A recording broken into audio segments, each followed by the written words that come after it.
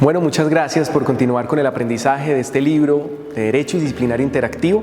En este punto vamos a hablar un poco de la estructura de la responsabilidad disciplinaria desde su parte dogmática.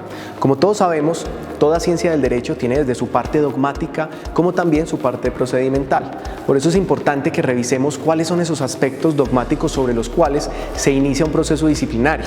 Así, cuando un servidor público en algún momento incurra en alguna falta, pues va a tener que pasar por esta serie de pasos, los cuales siempre tienen que ser analizados por una autoridad disciplinaria.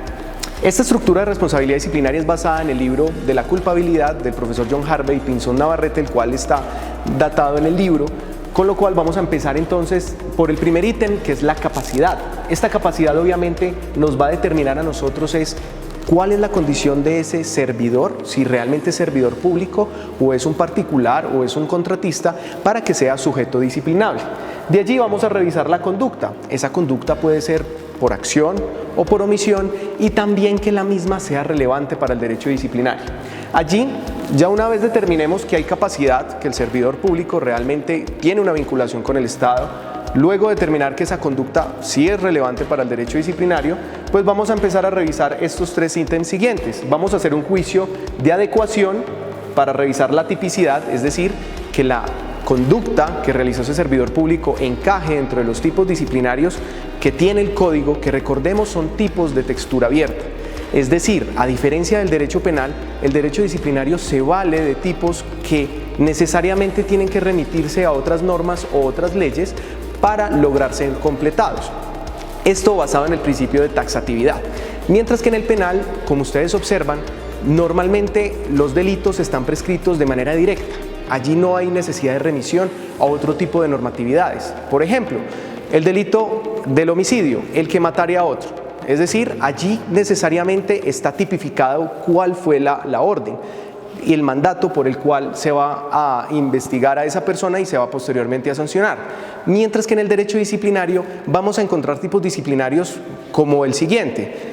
Las conductas que afecten los derechos, las prohibiciones, que violen el régimen de inhabilidades e incompatibilidades. Allí necesariamente será necesario, valga la redundancia, remitirnos a otra norma que pueda completarnos esa conducta. ¿Dónde está esa inhabilidad? ¿Dónde está ese deber? ¿Dónde está esa prohibición en la cual vamos a empezar a revisar esa conducta del servidor público? Entonces allí esa tipicidad es el cumplimiento como tal de ese artículo 29 de la Constitución Política y también ese mandato del principio de legalidad que está instituido en la ley disciplinaria. Entonces, a pesar de que no aparece en el código como tipicidad, sí aparece como principio de legalidad, el cual es esa materialización propia de ese principio.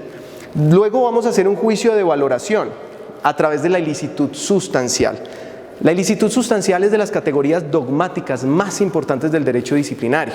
Estas como tal se diferencian del derecho penal, toda vez que ustedes van a ver la estructura del proceso penal y está la tipicidad, la antijuricidad y la culpabilidad.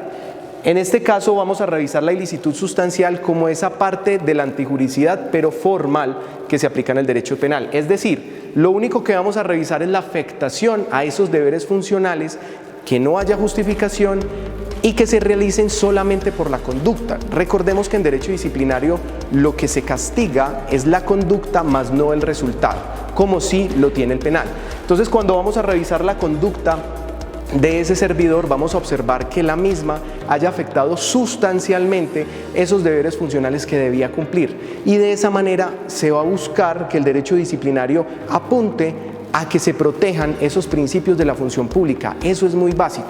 Vamos a ver también que en el nuevo código, si bien se eliminó la parte que traía la ley 1952 original, sino que la 2094-2021, digamos que eliminó esa parte de la afectación a los principios, si bien eso fue eliminado, porque se va a ver una textura abierta de la ilicitud sustancial, es decir, no se va a limitar a los principios, sino que también haya esa revisión de la afectación sustancial. Sí es importante que revisemos que ese punto sobre el cual reposa la ilicitud sustancial es el punto básico sobre el que está cimentado el derecho disciplinario. Y luego vamos a hacer un juicio de reproche. Ese juicio de reproche vamos a observar la culpabilidad. Ustedes van a encontrar la culpabilidad de dos maneras. Una como categoría dogmática del derecho disciplinario, como lo podemos ver acá, y también como principio. Esa parte como principio está dirigida desde la misma Constitución Política, desde ese artículo 29 que invoca el debido proceso, en el cual se observa que toda sanción que se le imponga a un ciudadano tiene que ser adelantada y revisada a través de los aspectos, digamos, subjetivos. O sea, no se puede adelantar una responsabilidad bajo un juicio objetivo.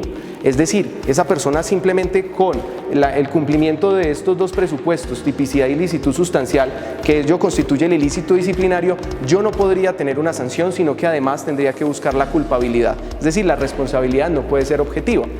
Al revisar la culpabilidad necesariamente tenemos que revisar dos aspectos esenciales.